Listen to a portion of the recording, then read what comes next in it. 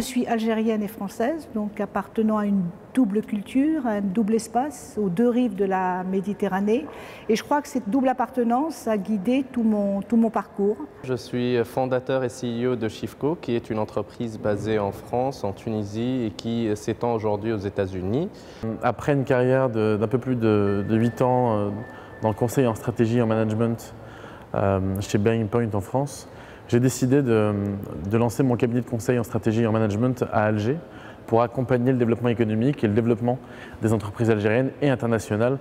On est bicéphale, on est basé à la fois en France et en Tunisie et grâce à l'expertise, grâce à l'écosystème développé en France, mais grâce aussi aux compétences très compétitives en Tunisie, on est en train d'être une histoire de succès euro-méditerranéen. J'ai créé en 2011 un bureau d'ingénierie conseil en France et l'idée c'était de créer le même bureau ou l'équivalent en Algérie.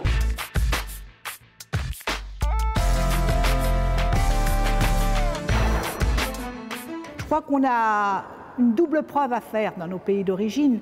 Il faut prouver qu'on est bien sûr algérien, donc il faut montrer qu'on connaît la culture, mais également montrer qu'on vient apporter quelque chose et qu'on a une expérience et une qualification au moins égale aux étrangers qui viennent investir. À titre personnel, ça a toujours été un avantage d'avoir cette double culture et je pense qu'au niveau économique, il y a aussi un avantage à faire participer les compétences d'un pays et l'autre. Il y a une grosse, plus de 70% des Maghrébins qui ont moins de 30 ans. Ça représente une population qui a une certaine force d'entreprendre. Et donc ils ont, je pense, un rôle important à jouer dans le progrès et le dynamisme qu'on peut créer dans la Méditerranée et de faire un petit peu ce transfert, d'ailleurs qui n'est pas forcément toujours du nord vers le sud, mais qui peut se faire aussi dans les deux sens. C'est ce désir que nous avons de rapprocher ces entreprises par l'économie et pas par le politique.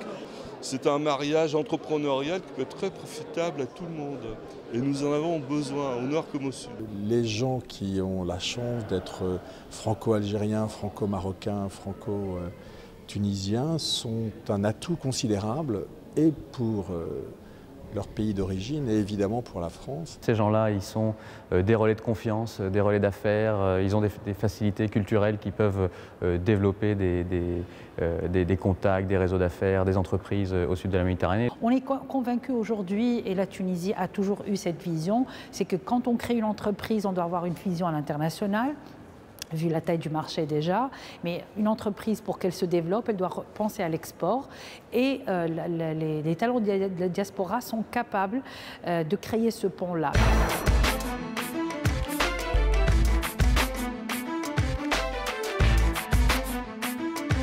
Notre vœu, c'est de pouvoir permettre à ces compétences, ce savoir-faire, de profiter de l'élan de développement que connaît le Maroc, mais également de faire que le Maroc profite de ses compétences et de ce savoir-faire. Le défi pour nous aujourd'hui, c'est essayer de créer les bonnes structures et essayer de les consolider au sens où ils doivent tout faire. Ce matin, lors de la conférence, on a parlé de coaching.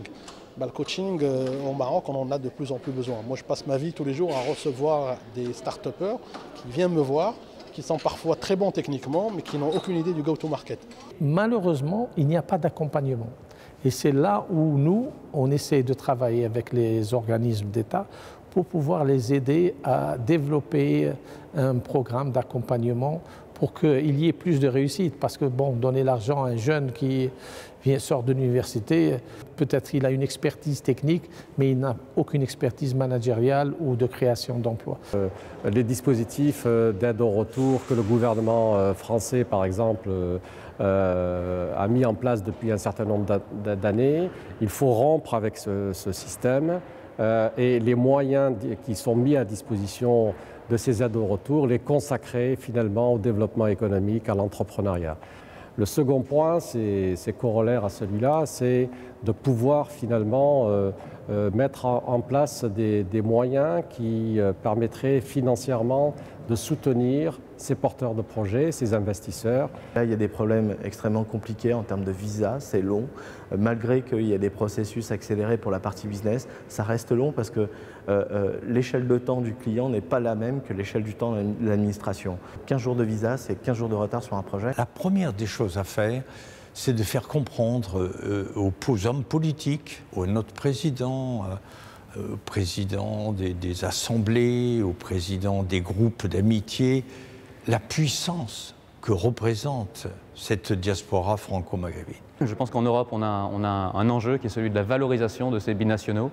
Ce sont des gens qui ont une double culture, ont la possibilité de nous ouvrir des portes sur ces marchés du sud de la Méditerranée qui sont aujourd'hui des marchés en croissance avec 3, parfois 5, 6 points de croissance annoncés cette année et les années suivantes dans ces marchés.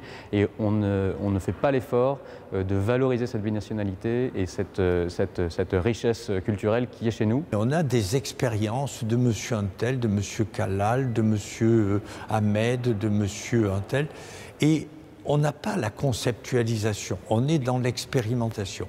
Or, il faut sortir de l'expérimentation, il faut sortir de l'individualisme, il faut essayer de conceptualiser, il faut essayer de promouvoir des politiques. Et je pense qu'aujourd'hui, on doit changer de vision sur ce sujet-là.